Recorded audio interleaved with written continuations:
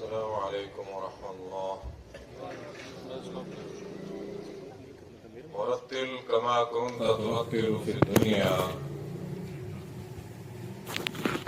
قرآن کے حافظ کو یہ کہا جائے گا مرتل پڑھو، ایسا پڑھو کما کنت ترتل فی الدنیا، ٹھہر ٹھہر کے سونا سونا کر کے پڑھو جیسے دنیا میں پڑھا کرتے تھے قرآن کریم۔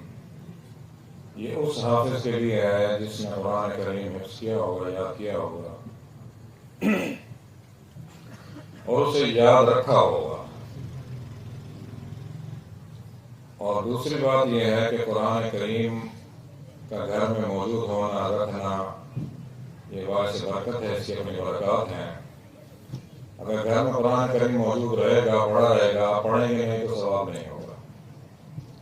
جب اس کو پڑھیں گے، اس کا پڑھنا باعث ثواب ہے۔ آپ پڑھتے رہیں گے، ثواب ہوتا رہے گا، نجات نہیں ہوگی۔ جب اس پر عمل کریں گے تو نجات ہے۔ قرآن کریم کا رکھنا باعث برکت ہے، اس کا پڑھنا باعث ثواب ہے، اس پر عمل باعث نجات ہے۔ جو حافظ قرآن کریم کو یاد کرے گا، پھر اس کو یاد رکھے گا، پھر اس پر عمل کرے گا، اس کے لیے یہ روایت ہے۔ ترمذی، ابو داؤد، ابن ماجہ، البانی میں یہ روایت موجود ہے۔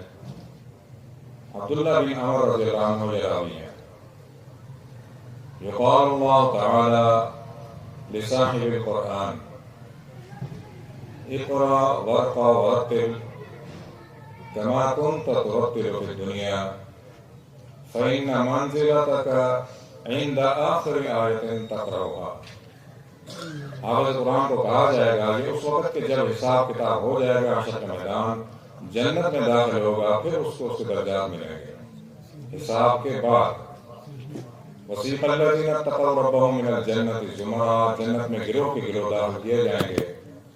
حتی اذا جاؤوها، جب جنت کے دروازے پر جا کر پہنچیں گے۔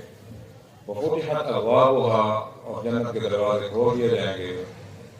وقال لهم خزنتها، جنت کا خازن سلام کرے گا، سلام علیکم، سلامتی ہے تم پر، طبتم، پاکیزہ لوگ ہو، فادخلوها خالدین، داخل ہو جاؤ ہمیشہ کے لیے۔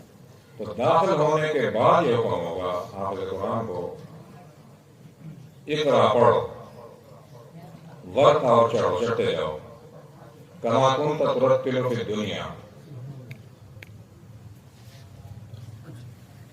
کما کنت ترتل فی الدنیا، جیسے دنیا میں پڑھتے تھے، آہستہ آہستہ، ٹھہر ٹھہر کے، سونا سونا کر کے۔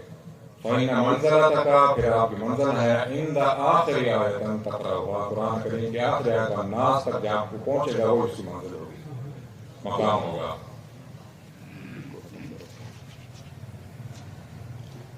یہ اس کا مقام ہوگا۔ تو یہ اس حافظ کے لیے ہے جو پڑھے گا، یاد رکھے گا، عمل کرے گا۔ اور جلدی نہیں پڑھنا، ہمارے قرآن بچوں کو جلدی کی ترغیب دیتے ہیں، نہ بالکل سستی سے، نہ بہت تیز، میانہ روی سے پڑھنا ہے۔ اللہ کو میانہ روی ہر معاملے میں پسند ہے۔ جلدی جسے ہم کہتے ہیں جلد بازی، یہ شیطان کا کام ہے۔ تعجیل کار شیاطین بہت، یہ شیطان کا کام ہے، جلدی کرتا ہے۔ وہ کیوں جلدی کرتا ہے؟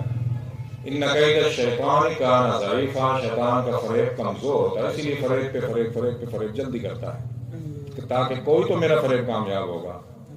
تو کسی بھی معاملے میں جلدی نہیں کرنی، درمیانی روش اختیار کرنی ہے۔